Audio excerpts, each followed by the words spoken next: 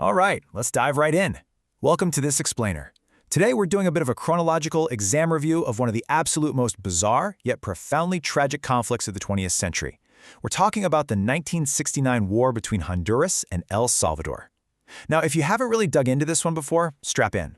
Because this conflict is this wild, unbelievable collision of World War II fighter planes, deadly soccer riots, and massive corporate interests pulling the strings behind the scenes. Here's our study guide outline for today's review. We're going to break down the action step by step. We'll start with the corporate root causes, move through the stadium riots, detail the surprise invasion, look closely at tactical air superiority, break down those last piston dogfights, and finally, look at the ceasefire and human cost. Let's get right to it. All right, let's start with Section 1, Corporate Root Causes. To really grasp what kicked off this war, we have to look way past the soccer field and zero in on the actual powder keg here. And that is the sheer scale of the land monopoly at play. Think about this. The United Fruit Company, which you probably know today as Chiquita, owned a staggering 10% of all the land in Honduras. 10%. Just held by one U.S. corporation. This massive land grab made it basically impossible for your average local Honduran farmer to compete in the agricultural market. The economic squeeze was intense, right? And it set the stage for some major resentment. Well, corporate lobbying groups saw that resentment bubbling up, and they manipulated it. Instead of, actually giving up any of their land, corporate interests helped form an anti-working class, anti-Salvadoran farmer federation. They essentially took Salvadoran migrant workers and turned them into scapegoats for all of Honduras's economic problems. It was like a magical explanation, totally manufactured to distract the public from the reality of corporate greed. And it worked. By 1962, this federation successfully pressured the Honduran president to violently expel Salvadorans from the country. And we're talking forceful expulsion, completely ignoring whether these people had legally bought their land or even if they were married to Hondurans. It didn't matter. They were out. Which brings us to Section 2, the stadium riots. So, with all these deep-seated economic tensions already at a boiling point, we hit our historical inciting incident, and it happened during the qualifying rounds for the 1970 FIFA World Cup. Let's walk through the chronological escalation of these matches in June 1969. The first match was in Honduras, and it was just totally surrounded by violence. Honduran fans actually surrounded the Salvadoran team's hotel all night, making constant noise just to keep the players awake. Psychological warfare, basically.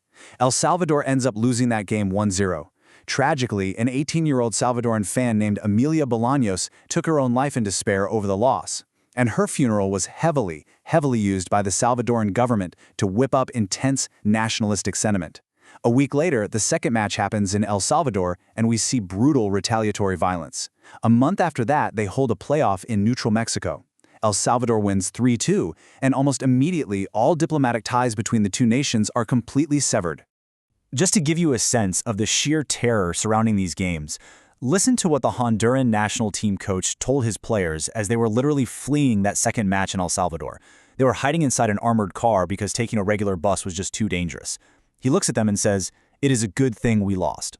Literally, the sports rivalry had genuinely become a matter of life and death. Moving on to Section 3, the surprise invasion. Now, the soccer matches obviously didn't start the fire, but a month after that final match, things officially boiled over. El Salvador launched a full-scale blackout invasion right into Honduras. Their initial strategy was incredibly aggressive. They imposed a nationwide blackout and launched this rapid ground push toward the Honduran capital of Tegucigalpa. But here is the wildest part. The Salvadoran Air Force didn't actually have any bombers. So what do? They improvise. In a wildly desperate move, they took C-47 passenger planes, physically strapped bombs to them, and flew them on surprise air raids to strike the Tegucigalpa airport. Passenger planes used as bombers? It's crazy. This leads us to Section 4, Tactical Air Superiority. So while the Honduran army was getting pushed back pretty hard on the ground, their Air Force actually survived that initial improvised airport raid. And here is exactly where the tide turns. Honduran T-28s and Corsairs flew deep into Salvadoran territory and successfully struck their fuel reserves. Boom! Without fuel, the entire Salvadoran ground invasion just stalled out completely. Think about that. Honduras crippled the advancing army not by fighting them head-on in the mud, but by destroying their logistical lifeline from the sky. It's an absolute masterclass on the importance of controlling the skies. Tactical air superiority in a nutshell. Now for Section 5, the last piston dogfights. This brings us to the climax of our review. Because of the era and, frankly, the budgets of these nations, this conflict marks the absolute last time in history that propeller-driven World War II-era planes fought each other in an actual dogfight. What's so fascinating is that both sides were flying American-made surplus planes from World War II. They essentially had the exact same equipment. Literally, the only way you could tell them apart up in the sky was by their distinct paint jobs. El Salvador painted their P-51 Mustangs and Corsairs in this military camouflage pattern, while Honduras went ahead and painted their Corsairs and T-28s entirely blue. As El Salvador started losing planes and their ground invasion completely stalled out, they resorted to pure desperation tactics. They literally started buying decommissioned P-51 Mustangs from private warbird collectors out in the United States Midwest. Yeah, civilian collector planes. They'd fly them down, reattach guns to them, and throw them straight into battle. It was that desperate. They even had to hire foreign mercenaries to fly them, including a Canadian-Korean war veteran named Robert J. Love. But all of those desperate Salvadoran tactics ended up running straight into one man.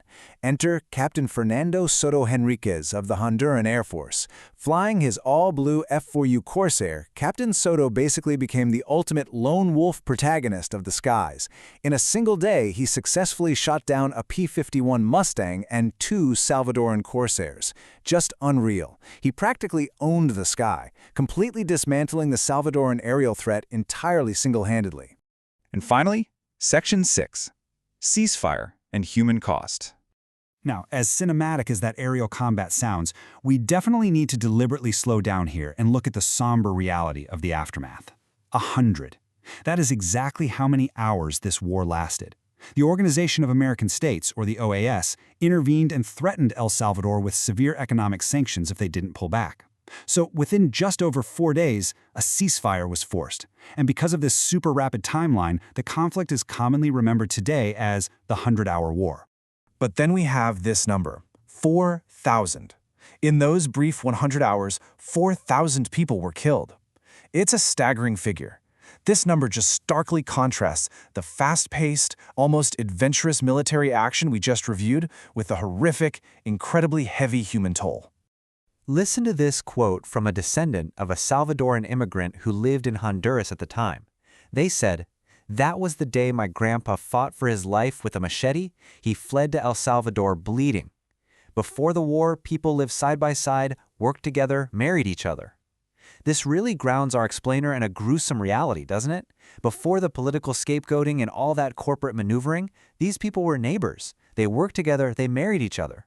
But the war turned neighbors violently against one another, forcing people to fight for their lives with machetes just to escape across a border. The Uruguayan journalist Eduardo Galeano perfectly captured the ultimate tragedy of this 100-hour war. As he noted, the corporate profiteers, who he called the lords of land and war, they remained perfectly safe. They didn't lose a single drop of blood. Instead, it was the impoverished, working-class citizens of both nations who were tricked into fighting this proxy war, basically avenging their shared poverty by killing each other with total abandon. Which leaves us with a pretty critical question to end our review today. When we look at the news, will we recognize when modern conflicts are just corporate greed and political distraction disguised as national pride? It's definitely something to think about the next time a supposedly absurd dispute makes the headlines. Thanks so much for joining me on this explainer, and I really hope this study guide gave you a whole new perspective on the history of conflict. Catch you next time.